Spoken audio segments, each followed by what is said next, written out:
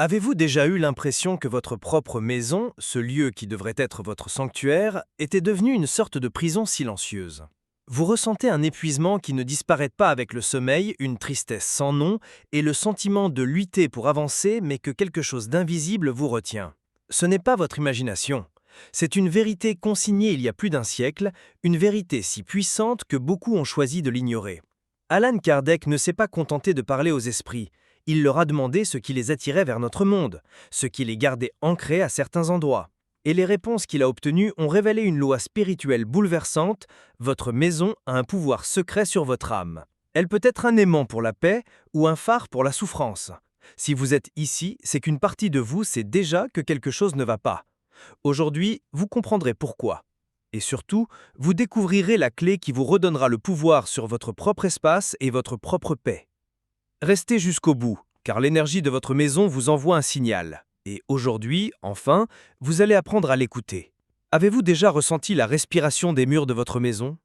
Comme si le silence de la nuit n'était pas vide, mais empli d'un souvenir subtil, d'une présence ondulante au gré du vent. Ce n'est pas votre imagination, c'est l'écho de votre âme qui résonne dans l'espace que vous habitez. Votre maison, bien avant d'être un abri de briques et de bois, est le journal intime vivant de votre conscience. Chaque joie murmurée dans ces pièces, chaque larme versée dans la solitude d'un coin, a laissé une trace, une vibration qui imprègne l'air. C'est une vérité vieille comme le monde. Nous ne vivons pas seulement dans un lieu, mais ce lieu vit à travers nous. Les murs absorbent l'énergie de nos pensées les plus intimes, se teintent des couleurs de nos émotions et, sans que nous nous en rendions compte, ils commencent à émettre un signal, une fréquence unique dans le vaste océan de l'esprit. C'est la première étape de l'éveil. Comprendre que votre maison est le miroir le plus fidèle de votre monde intérieur. Considérez votre maison comme un jardin secret. Les graines que vous plantez dans le silence de votre esprit, par vos intentions, vos peurs et vos espoirs, sont celles qui fleurissent ou fanent dans l'environnement qui vous entoure. Aucune tromperie n'est possible en ce royaume. L'énergie ne ment pas. Si vous cultivez la sérénité, la gratitude et l'amour, votre maison devient un sanctuaire, un phare de lumière dont la vibration attire les êtres qui résonnent avec cette même paix. C'est une loi d'affinité, une danse cosmique où les semblables s'apparentent. Le but de cette compréhension n'est pas de juger, mais d'éclairer. La vérité est que chaque esprit, incarné ou non, cherche un lieu où il se sent reconnu, où sa propre lumière ou son ombre trouvent un reflet. Ce qu'Alan Kardec a cherché à révéler n'était pas un mystère terrifiant, mais une invitation à la responsabilité, à prendre soin du jardin de notre âme afin que les fleurs qui s'épanouissent autour de nous témoignent de notre évolution. Mais que se passe-t-il lorsque le jardin intérieur est négligé ? Lorsque la souffrance, le ressentiment ou l'apathie s'enracinent profondément dans la conscience? La maison, fidèle à sa nature de miroir, commence à refléter cette désolation. La vibration de l'environnement devient dense, lourde, comme l'air avant une tempête.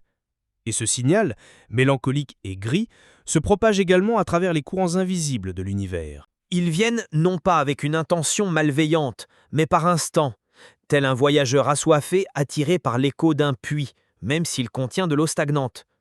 Ils cherchent à retrouver un sentiment qu'ils connaissent, une vibration qui leur est familière, sans comprendre qu'en agissant ainsi, ils aggravent leur propre désorientation et celle de ceux qui habitent les lieux. Cette attirance est un phénomène aussi naturel que la pluie qui tombe ou le soleil qui réchauffe. Il n'y a là ni punition, ni condamnation, seulement la manifestation d'une loi universelle que Kardec s'est efforcé de démystifier. La présence de ces âmes n'est pas une invasion, mais une conséquence. Elles sont comme des voyageurs perdus dans la nuit, qui s'approchent du seul feu de camp qu'ils aperçoivent au loin, sans savoir si le feu les réchauffera ou consumera leurs derniers espoirs. Le silence d'un foyer accablé de tristesse devient un aimant pour l'esprit qui n'a pas encore guéri ses blessures. C'est un appel silencieux qui dit « Voici quelqu'un qui comprend ma douleur ». Et dans cette quête de réconfort, de retrouvailles avec quelque chose de familier, un lien invisible se crée, un cycle d'énergie qui se nourrit et ne peut être rompu qu'à sa source, la conscience de la personne qui vit et respire dans ce foyer. Ainsi, votre foyer devient un carrefour, un point de rencontre entre les mondes, un lieu qui peut être un havre de paix pour votre âme ou un îlot de brouillard attirant des navires sans but. La question n'est donc pas de savoir comment élever des murs plus hauts pour vous protéger de l'invisible, mais comment allumer une lumière si vive en vous qu'aucune ombre n'ose s'attarder. La clé ne se trouve pas à l'extérieur, dans les rituels ou les amulettes, mais à l'intérieur, dans la qualité de la vibration que vous émettez à chaque instant. Car le véritable gardien de votre foyer n'est pas une serrure, mais la force de votre esprit et la pureté de votre objectif. Et c'est dans ce champ d'énergie, tissé des fils de vos pensées et de vos sentiments, que se décident les présences qui sont les bienvenues pour partager le silence avec vous. Imaginez que chaque mot non dit, chaque ressentiment contenu dans le silence d'un dîner de famille se transforme en un voile de brume. Au début, presque imperceptible, mais avec le temps, voile après voile, ce voile s'épaissit et recouvre tout. C'est ainsi que se tisse l'atmosphère d'un foyer. Ce ne sont pas les événements dramatiques qui pèsent le plus, mais le flot constant de petites amertumes, l'envie silencieuse, le jugement porté d'un regard. Ce sont ces vibrations négatives. Elles sont le climat intérieur que nous créons jour après jour. Lorsqu'un foyer devient un champ de bataille émotionnel, même si les conflits sont silencieux, l'énergie du lieu se fracture. Une atmosphère spirituellement irrespirable se crée, un air chargé qui fatigue l'âme et trouble la conscience. Telle est la vérité dérangeante. Négliger sa propre paix intérieure est la première porte que l'on laisse ouverte, et, dans cette atmosphère, l'esprit se sent perdu, sans encre de lumière à laquelle s'accrocher, vulnérable au courant de sa propre souffrance non résolue. Cette atmosphère dense ne reste pas isolée. Elle émet un signal, tel le parfum d'une fleur fanée se répandant dans un jardin.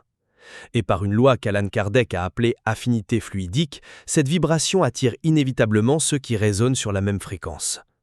Il ne s'agit pas d'un acte maléfique, mais d'une harmonisation. Un esprit qui a quitté ce monde dans un état de confusion, de colère ou de profonde tristesse, recherche instinctivement un écho de ce qu'il ressent. C'est comme un naufragé entraîné vers un rivage familier, fût-ce à marée. Il se produit une réunion, non pas des âmes, mais des états de conscience. Ce phénomène, loin d'être une punition, est un miroir. L'esprit perturbé nous révèle, par sa simple présence, la qualité de l'énergie que nous générons. Un cercle vicieux se crée ainsi. La négativité de l'environnement alimente la confusion de l'esprit, et l'angoisse de l'esprit amplifie la lourdeur du foyer. Briser ce cycle est un acte d'éveil et de profonde compassion. Dans ce cycle, le quotidien devient une véritable épreuve. L'énergie des habitants s'épuise peu à peu, comme une fuite invisible. Les disputes se multiplient, la patience s'amenuise, et un sentiment de désespoir peut s'installer sans raison apparente. Comprendre cela ne vise pas à générer de la peur, mais plutôt à nous responsabiliser. Lorsque nous comprenons que l'énergie d'un esprit errant peut s'entremêler à la nôtre, amplifiant nos propres ombres, nous cessons d'être victimes des circonstances et devenons les gardiens de notre propre vibration. La présence de ces âmes n'est pas la cause du problème, mais le symptôme d'un déséquilibre préexistant. Leur arrivée est une invitation de l'univers à regarder en nous-mêmes, à nous demander quelles blessures en nous-mêmes appellent d'autres âmes blessées, en quête de compagnie dans l'obscurité.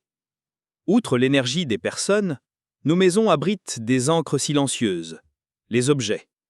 Un miroir qui a reflété des décennies de souffrance, un bijou qui a accompagné quelqu'un dans son agonie, un meuble témoin d'une tragédie. Ces objets peuvent s'imprégner d'une forte charge émotionnelle, devenant des phares pour l'esprit qui s'y accroche. Ils agissent comme un pont entre deux mondes, un point de repère pour l'âme, qui, après la mort, n'a pas accepté sa nouvelle condition et cherche désespérément un vestige de sa vie passée. Ce n'est pas l'objet lui-même qui a du pouvoir, mais la mémoire énergétique qu'il contient. Elle fonctionne comme une ancre qui maintient l'esprit lié à une vibration de douleur, entravant son évolution et son chemin vers la lumière. Observer les objets qui nous entourent avec sensibilité fait partie du processus de préservation de l'énergie de notre espace sacré. Ainsi, peu à peu, le foyer cesse d'être un refuge pour devenir le reflet de luttes intérieures non résolues. L'énergie stagne, la lumière s'affaiblit et le silence se remplit de murmures qui ne sont pas du vent. Mais cette révélation n'est pas une fin, mais un commencement. C'est le moment où la conscience prend conscience de son propre pouvoir de transformer la réalité. Car si l'énergie de la pensée et du sentiment peut créer un climat d'ombre, elle possède aussi la force inhérente de les dissiper, de transformer le brouillard en lumière et l'agitation en paix. La question qui se pose maintenant n'est pas de savoir quelle force extérieure affecte notre foyer, mais comment commencer à en reconnaître les signes dans nos vies, dans nos corps et dans nos esprits. Et puis, le corps se met à parler. Il le fait dans un langage que l'esprit ne comprend souvent pas, une fatigue qui colle aux os et que le sommeil ne peut dissiper. Ce n'est pas une fatigue physique, mais un épuisement de l'âme. C'est comme si vous marchiez constamment à contre-courant d'un courant invisible qui vous prive de votre vitalité. L'avez-vous ressenti? Cette irritabilité qui surgit sans prévenir, ces montagnes russes d'émotions qui vous font passer de l'apathie à l'anxiété en un souffle. Vous ne devenez pas fou, votre être agit comme un baromètre ultra-sensible, enregistrant la faible pression spirituelle de votre environnement. Lorsque la vibration d'un foyer est chargée de la souffrance de présence désorientante, votre propre énergie vitale est la première à être utilisée pour soutenir cet environnement dense. C'est une transfusion énergétique inconsciente, un acte d'hospitalité forcé qui laisse votre esprit affaibli et votre conscience confuse. Avec la fatigue, une mélancolie persistante s'installe, un voile gris qui semble masquer les couleurs de la vie. C'est une sensation de stagnation, comme si l'on ramait de toutes ses forces sans que le bateau n'avance. Les rêves semblent lointains, le but s'estompe et une étrange résignation s'installe. C'est l'un des échos les plus profonds de la présence d'un esprit qui n'a pas trouvé la paix. Sa propre désolation, son sentiment d'être piégé après la mort, se projette et s'entremêle à votre champ émotionnel. En vérité, parfois, la tristesse que vous ressentez n'est pas entièrement la vôtre. C'est une souffrance partagée, la réunion de deux âmes, l'une incarnée, l'autre non, vibrant sur la même fréquence de désespoir. La première étape vers l'éveil est d'apprendre à discerner. Cette émotion m'appartient-elle, ou suis-je simplement l'hôte de la nostalgie de quelqu'un d'autre? Cette énergie stagnante se manifeste rapidement dans le monde matériel. Elle se traduit par une série d'événements malheureux qui semblent interminables.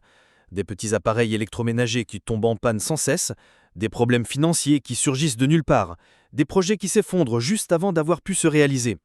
C'est comme si une force invisible dressait des obstacles sur votre chemin. Ce n'est ni une punition divine, ni un coup de malchance, c'est la manifestation physique d'un blocage énergétique. L'énergie de prospérité, de fluidité et d'harmonie est une vibration à haute fréquence. Lorsqu'un environnement familial est dense et en désordre spirituel, il repousse naturellement ces courants positifs. La vie semble être une lutte constante, car énergétiquement, elle l'est. L'univers ne vous punit pas, il vous montre simplement à travers les circonstances la qualité de l'énergie que votre conscience retient et attire. Et au milieu de tout cela, il y a les témoins silencieux, les enfants et les animaux. Ils n'ont pas le filtre du scepticisme des adultes, leur perception est pure et directe. Un enfant qui refuse soudainement de dormir dans sa chambre, qui parle d'un ami effrayant ou qui fait des cauchemars récurrents, perçoit quelque chose de réel. Un animal qui aboie dans un coin vide, qui se hérisse sans raison apparente ou qui tombe malade sans explication vétérinaire, réagit à une présence que nous ne voyons plus. Leur sensibilité est un don, une boussole qui nous guide vers la vérité de l'environnement. Comme Kardec l'a si bien exploré, l'âme enfantine et la pureté instinctive des animaux en font des sentinelles du monde spirituel. Écouter leurs peurs et observer leur comportement, ce n'est pas croire à l'imagination, mais prêter attention aux messagers les plus sincères de notre foyer. Ces signes, de la lassitude de l'âme à la peur d'un enfant, ne sont pas des menaces, mais des appels à l'attention. Ils sont le langage que l'univers utilise pour vous dire que quelque chose doit changer. Ils ne désignent pas un ennemi invisible à chasser, mais vous invitent plutôt à vous regarder en face. Car chacun de ces phénomènes est un écho, une résonance de quelque chose qui existe déjà en vous. Le foyer n'est rien d'autre que le théâtre où se joue le drame ou la paix de notre propre conscience. Et c'est là que le voyage devient véritablement profond. Car la clé de la transformation de l'environnement ne se trouve nulle part à l'extérieur, mais au cœur même de votre être, dans la puissance silencieuse de votre propre présence. À ce stade du chemin, l'âme reconnaît une vérité qu'elle a toujours connue. Le monde extérieur n'est que le reflet du monde intérieur. Votre foyer avec sa lumière ou son ombre n'est rien d'autre qu'une extension de votre esprit, une toile sur laquelle votre conscience peint son état actuel. La transformation d'un environnement dense en un sanctuaire de paix ne commence pas par du sel, de l'encens ou des rituels extérieurs, mais par un mouvement intérieur, silencieux et profond. Vous êtes l'architecte invisible de votre réalité. Chaque pensée que vous cultivez est une pierre angulaire. Chaque sentiment que vous nourrissez est le fondement. L'éveil spirituel le plus profond se produit lorsque vous cessez de considérer votre foyer comme un simple refuge et commencez à le comprendre comme votre création la plus intime, un champ énergétique qui réagit, respire et se transforme au rythme de votre propre évolution. L'énergie de votre foyer est l'écho de la vibration de votre âme. Par conséquent, blâmer les esprits errants ou l'énergie lourde du lieu est une illusion, une manière subtile d'abandonner son pouvoir. C'est comme le jardinier qui maudit les mauvaises herbes sans se poser de questions sur la qualité du sol qu'il cultive lui-même. La responsabilité de l'atmosphère de votre foyer vous incombe, et ce n'est pas un fardeau, mais plutôt votre plus grande libération. Les enseignements que Kardec nous a laissés ne cherchent pas à créer un catalogue d'entités à craindre, mais plutôt à éclairer les lois universelles de cause à effet afin de nous redonner la maîtrise de notre destin. La présence d'un esprit souffrant ne fait pas de vous une victime, mais plutôt un hôte dont la vibration lui a inconsciemment offert un refuge. Accepter cette vérité est la première étape pour changer le verrou énergétique de votre porte. L'objectif n'est pas l'expulsion, mais plutôt la transformation de la fréquence que vous émettez. Cette reconnaissance vous place au centre de votre univers. Vous n'êtes plus une feuille à la merci du vent, mais le vent lui-même. Transformer votre foyer ne nécessite pas de lutter contre les ombres, mais d'allumer votre propre lumière. Lorsque vous choisissez de cultiver des pensées de gratitude plutôt que de plainte, de compassion plutôt que de jugement, de confiance plutôt que de peur, votre champ énergétique personnel s'élève, s'étend et se renforce. C'est le véritable renouveau intérieur. Et votre foyer, tel un tournesol en quête du soleil, n'a d'autre choix que de se tourner vers votre nouvelle lumière.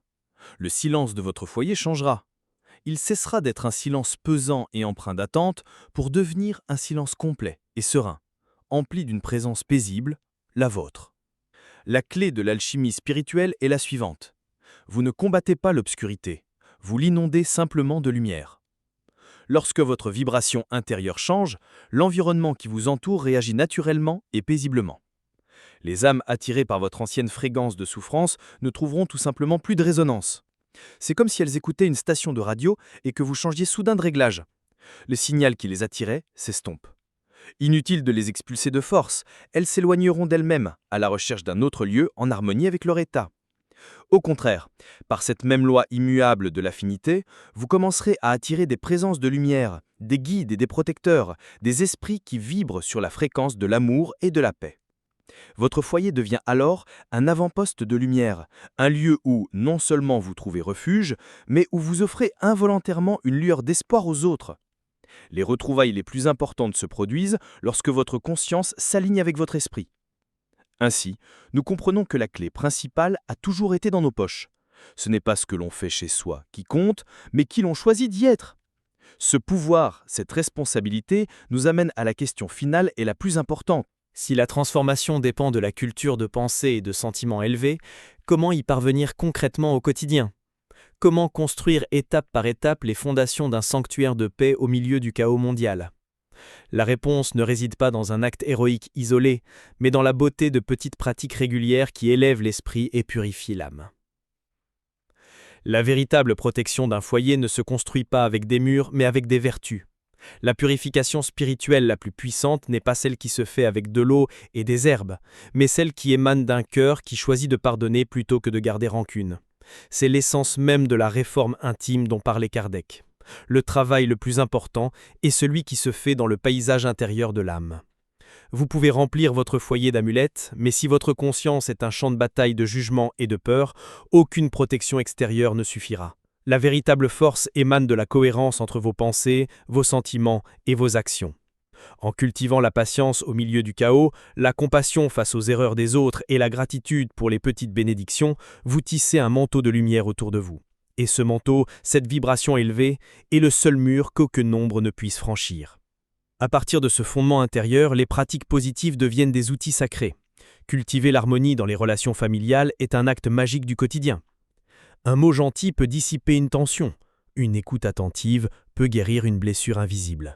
Votre foyer devrait être un lieu où les âmes peuvent se dévoiler sans crainte du jugement. La prière ou la méditation, pratiquées avec sincérité, sont comme ouvrir les fenêtres pour laisser entrer le soleil. Peu importe le nom que vous donnez à Dieu ou la technique que vous utilisez. Ce qui compte, c'est l'acte de connecter votre conscience à une source de paix supérieure. Dans ces moments de silence et de dévotion, vous élevez votre propre vibration, et par résonance, celle de tout votre environnement. Vous accordez l'instrument de votre esprit et la musique qui en émane purifie l'air et réconforte toute présence proche. Ce soin de l'esprit doit se refléter dans le monde physique. Garder sa maison propre et organisée est une forme de prière en action. Le désordre et la saleté créent une énergie stagnante, des recoins obscurs où des vibrations intenses peuvent s'accumuler et persister. En nettoyant votre espace, en vous débarrassant de ce qui ne vous sert plus et en organisant vos affaires, vous accomplissez un acte symbolique de purification de votre esprit. Vous déclarez à l'univers votre amour pour la clarté, la lumière et le flux harmonieux de la vie. Un environnement physique ordonné favorise la paix mentale et spirituelle.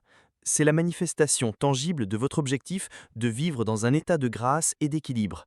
Votre maison devient votre temple, et en prendre soin devient votre rituel sacré de dévotion à la vie et à votre propre évolution. Cependant, cette transformation n'est pas une destination, mais un cheminement. Elle exige une vigilance constante et bienveillante sur ses propres pensées et attitudes. Être le gardien de la flamme de la paix intérieure est un effort quotidien. Il y aura des jours où la tempête du monde tentera de l'éteindre, où le découragement frappera à votre porte. Dans ces moments-là, la vigilance consiste à prendre une grande inspiration et à choisir à nouveau. Choisir une pensée d'espoir, une attitude de foi, une action constructive. Il ne s'agit pas d'être parfait, mais d'être présent et engagé dans votre éveil. En faisant cet effort conscient chaque jour, vous transformez non seulement votre foyer en un refuge personnel, mais aussi en un lieu de ressourcement spirituel, un point de lumière sur la carte invisible du monde, d'où votre paix peut silencieusement toucher et guérir les autres. Ainsi, la boucle est bouclée. Le foyer qui attirait autrefois les âmes perdues par l'écho de la souffrance devient désormais un phare guidant ces mêmes âmes vers la lumière, grâce à la vibration d'amour que vous avez appris à cultiver. Le voyage commencé par la peur de l'invisible s'achève par une reconnexion à votre propre pouvoir intérieur. Vous vous êtes rappelé la vérité fondamentale. Votre foyer est sacré parce que vous l'êtes. Et la paix que vous recherchiez à l'extérieur attendait toujours en silence que vous la construisiez de l'intérieur, transformant votre simple existence en une présence qui guérit, illumine et élève tout ce qu'elle touche. Votre maison est un miroir. Quand vous vous y regarderez ce soir, après tout ce dont vous vous êtes souvenu ici, quel reflet de votre âme vous regardera en retour? Si cela vous a touché, laissez un commentaire. Parfois, ce que nous partageons éveille aussi les autres. Abonnez-vous si vous sentez que votre âme a trouvé ici un mot qu'elle connaissait déjà. Et, lorsque vous serez prêt à passer à l'étape suivante, une nouvelle conversation vous attend dans la vidéo qui apparaît sur votre écran. C'est un rappel silencieux de la façon de garder la lumière allumée jour après jour.